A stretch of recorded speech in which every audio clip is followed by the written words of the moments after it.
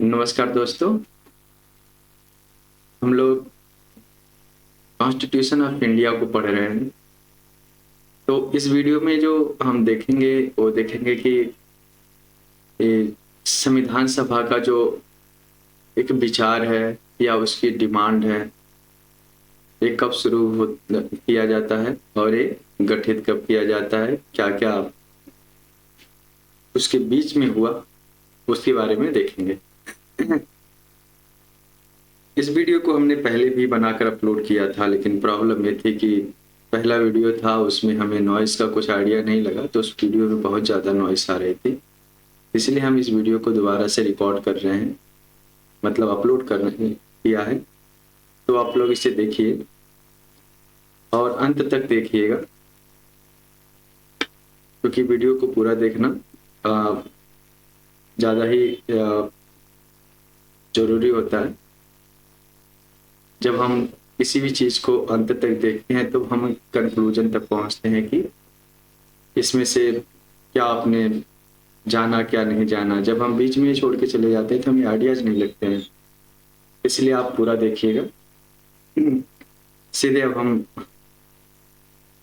इसकी डिमांड पर चलते हैं कि ये शुरुआत कहाँ से होती है। तो जो कॉन्स्टिट्यूशन असेंबली है उसका पहली बार जो आइडिया देते हैं वो एम.एन. रॉय देते हैं 1934 में। पहली बार आइडिया जो है कॉन्स्टिट्यूशन असेंबली का इनके द्वारा दिया जाता है।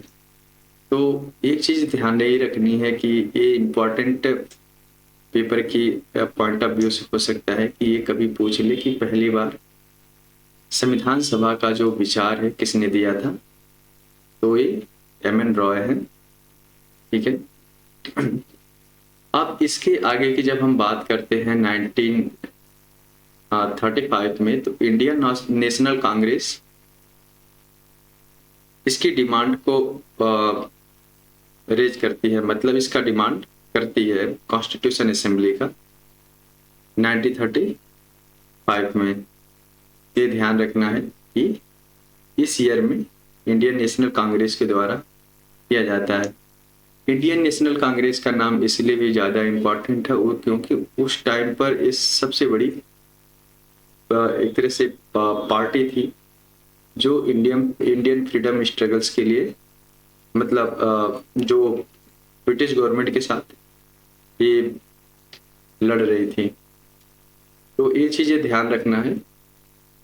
और दूसरी चीज़, एक लड़ाई का मतलब ये नहीं है कि एक आपके पास हथियार हो तभी आप लड़ाई करें।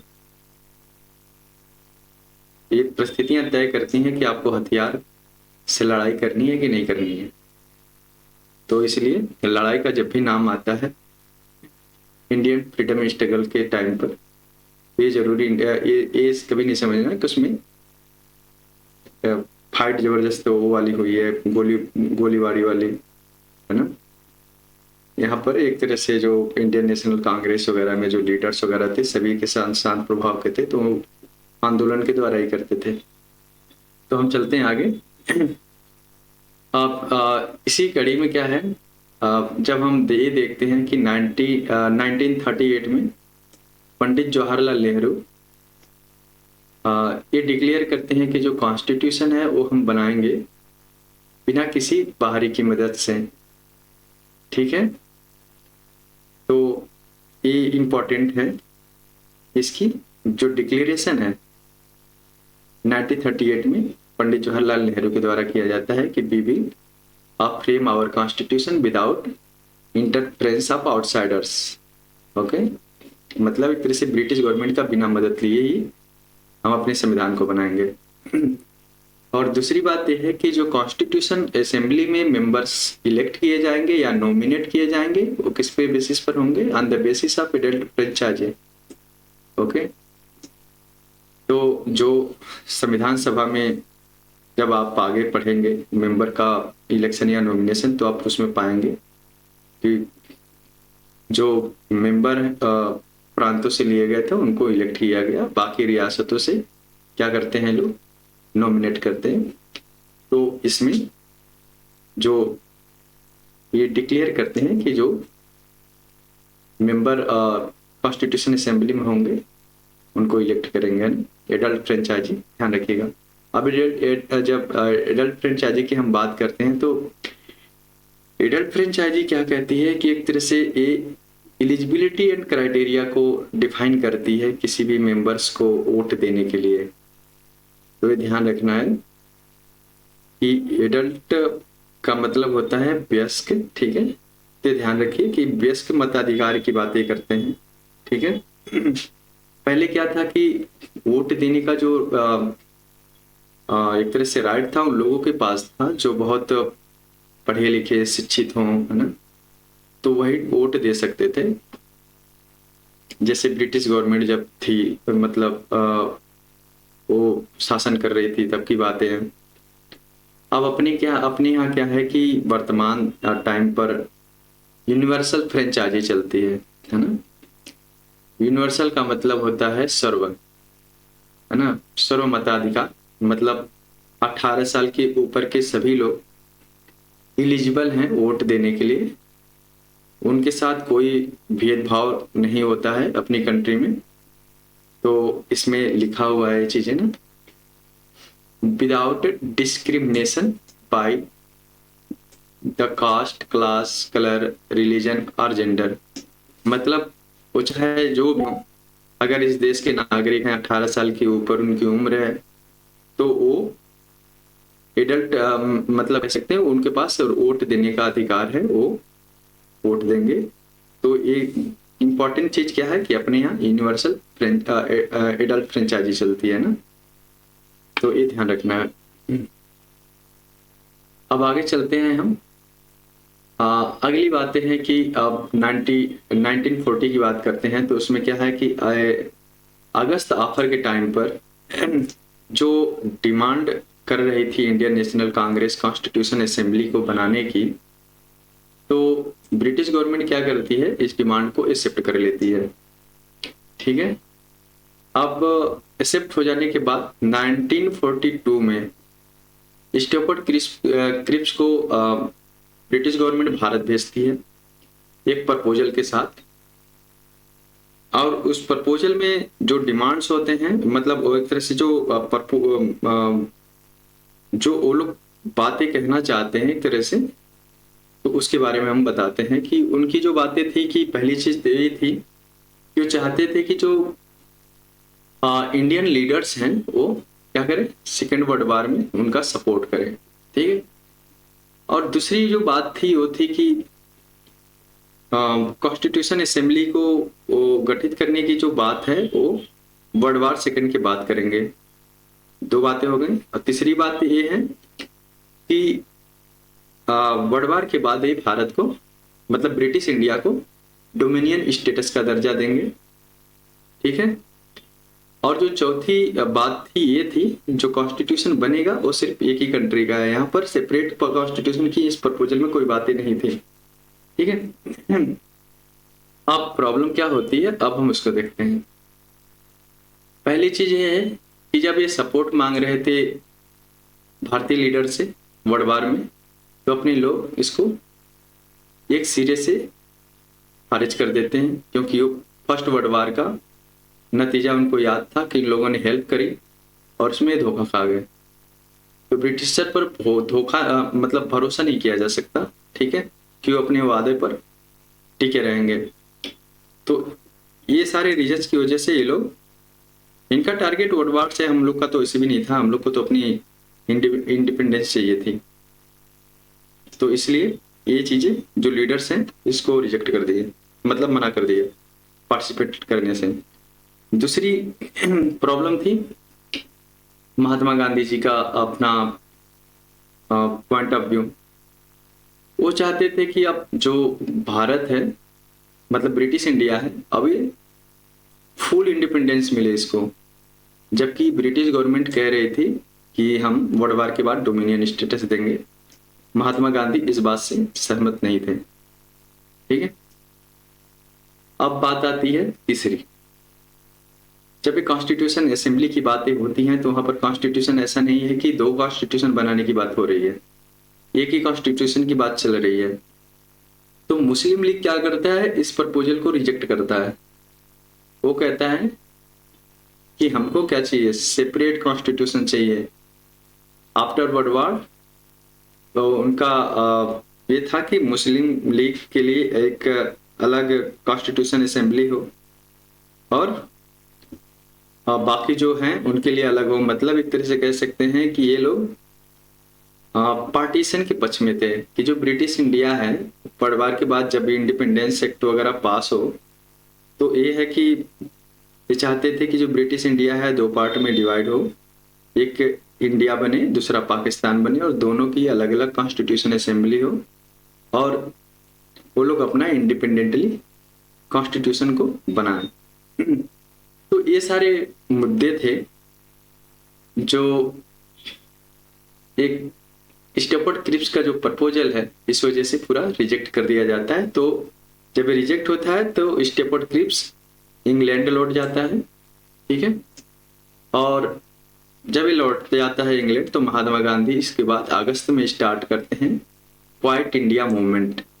ये ध्यान रखना है, बहुत इंपॉर्टेंट है। क्वाइट इंडिया मूवमेंट पेपर में पूछता है। तो ये 1942 में महात्मा गांधी के द्वारा इसको स्टार्ट किया जाता है ना।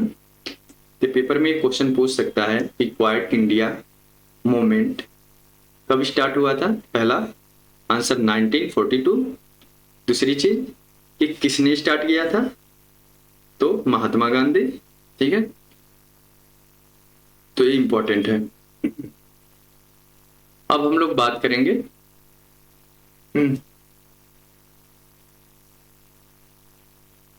1946 का। अभी क्या है कि इस पीरियड में क्या है ना कि अभी वर्ल्ड वार चल रहा है, सेकंड वाला, है ना। तो वर्ल्ड वार की बातें जब करते हैं तो सितंबर 1939 से वर्ल्ड वार स्टार्ट होता है और वो कंटिन्यूस चलता ही रहता है।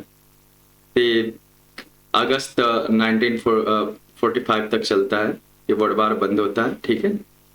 जब अमेरिका वालों ने जापान पर परमाणु बम गिरा देते हैं, ठीक है। तो जापान क्या करता है, सरेंडर कर देता है।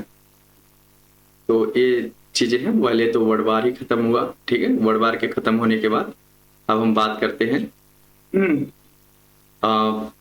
मार्च महीने की 1946 ब्रिटिश गवर्नमेंट एक कैबिनेट मिशन प्लान भारत भेजती है, ठीक है। ये ध्यान रखना, कैबिनेट मिशन प्लान भारत को में भेजा जाता है मार्च महीने में।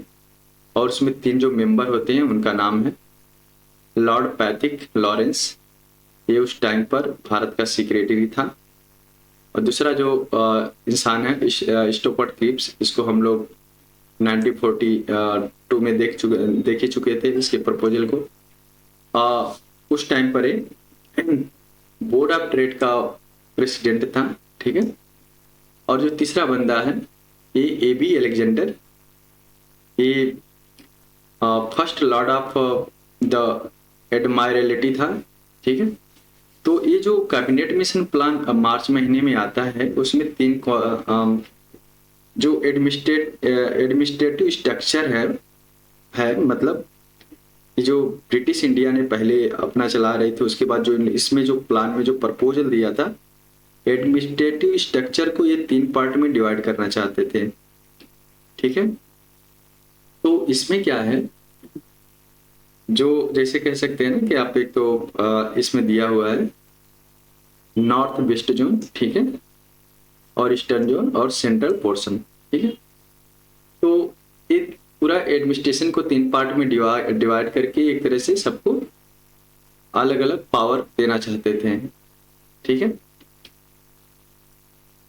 अपने लीडर से क्या चाहते थे कि जो इंडिया है वो जो उसका सेंटर है ना उसके पास पावर ज्यादा रहे as compare to the states और प्रांत, है ना।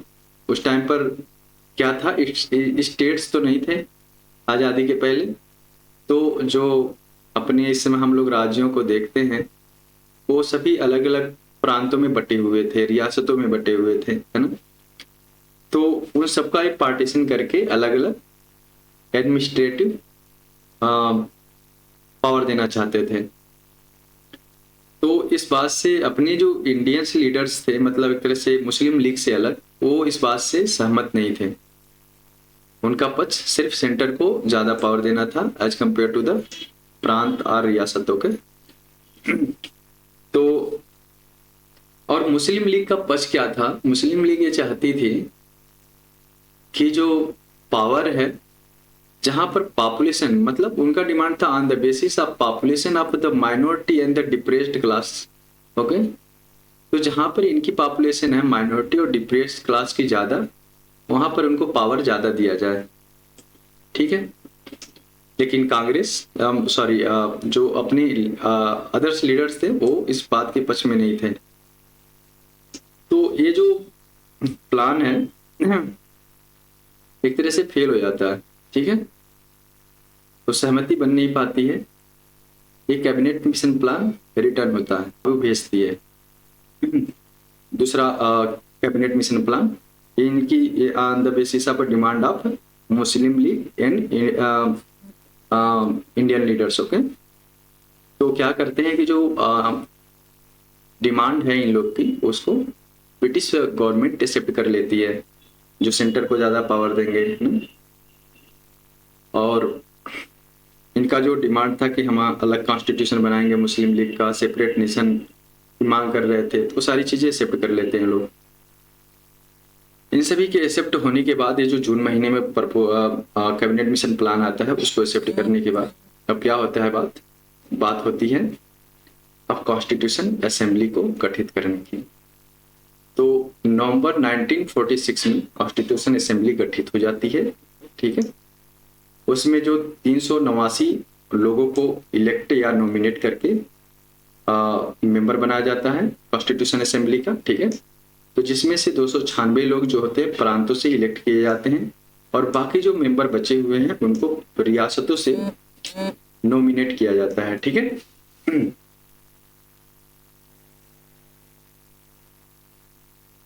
तो जो प्रांत थे उसमें से क्या है कि एक कॉन्स्टिट्यूंसी होती है। कॉन्स्टिट्यूंसी में क्या होता है कि कॉन्स्टिट्यूंसी में 10 लाख लोग होते हैं। 10 लाख लोगों वाली जनसंख्या को एक कॉन्स्टिट्यूंसी बोलते हैं।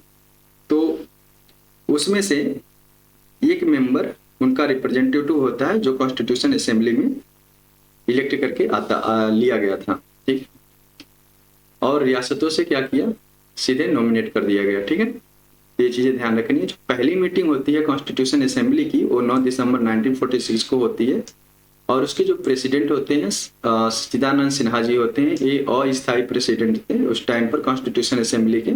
ठीक है, तो दूसरी मीटिंग जो होती है 11 दिसंबर 1946 को होती है। उसमें स्थायी प्रेसिडेंट बनाया जाता है राजेंद्र प्रसाद जी को, और वाइस प्रेसिडेंट जो बनाया जाता है एस सी मुखर्जी जी को बनाया जाता है। ठीक है, और जो तीसरी मीटिंग होती है वो होती है 13 दिसंबर 1946 को। इसमें क्या करते हैं? पंडित जवाहरलाल नेहरू जो है ऑब्जेक्टिव रिजोल्यूशन पेश करते हैं। एक तरह से ऑब्जेक्टिव रिजोल्यूशन में एक तरह से आइडियाज को सेट करते हैं कि हमें इस डायरेक्शन में मूव करना, हमको क्या क्या काम करना है। एक तरह से ऑब्जेक्टिव रिजोल्यूशन मतलब on the basis of government of India act 1935 के बेसिस पर ऑब्जेक्टिव रिजोल्यूशन को पेश किया जाता है। ठीक है, तो ये ध्यान रखना है।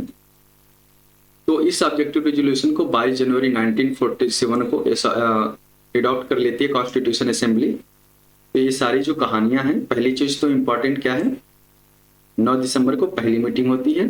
ठीक है, उसके जो अस्थायी प्रेसिडेंट होते हैं सच्चिदानंद सिन्हा जी होते हैं। दूसरी मीटिंग 11 दिसंबर को होती है। इसके स्थायी प्रेसिडेंट राजेंद्र प्रसाद जी को बनाया जाता है। अगर वाइस प्रेसिडेंट वैसे तो ज्यादा पूछता नहीं है जल्दी, अगर पूछ ले तो ध्यान रखना एस सी मुखर्जी जी को। ठीक है, और जो तीसरी जो मीटिंग होती है वो होती है 13 दिसंबर। ये तीनों में से कोई भी डेट पूछ सकता है, इंपॉर्टेंट है पेपर के लिए। ठीक है, तो आप लोग दिमाग में अपने रखिएगा, बहुत इंपॉर्टेंट है तीनों डेट। 2-2 दिन का अंतर समझ लीजिए, पहली 9 को होती है, दूसरी 11 को, फिर तीसरी 13 को। ठीक है, एक मतलब एक दिन का, तो ध्यान रखना है। तो अभी हम लोगों ने क्या है, ये सारी चीजें देख ली है। अब क्या है कि ये जब मेंबर वगैरह हो गए, इलेक्ट हो गए हैं ना, ऑब्जेक्टिव रिजोल्यूशन पेश कर दिया गया, तब बात आती है ये, अब हम लोग बातें जो करेंगे आगे करेंगे आगे, या हमने वीडियो ऑलरेडी इस पर अपलोड कर दिया है कॉन्स्टिट्यूशन असेंबली कमेटी की, तो आप लोग उसे देखिएगा। इसके आगे का वीडियो वही है, ठीक है। तो बाकी हमने सारी वीडियो अपलोड कर दी है, आप लोग देखिएगा। आशा करते हैं आप लोग को अच्छा लगेगा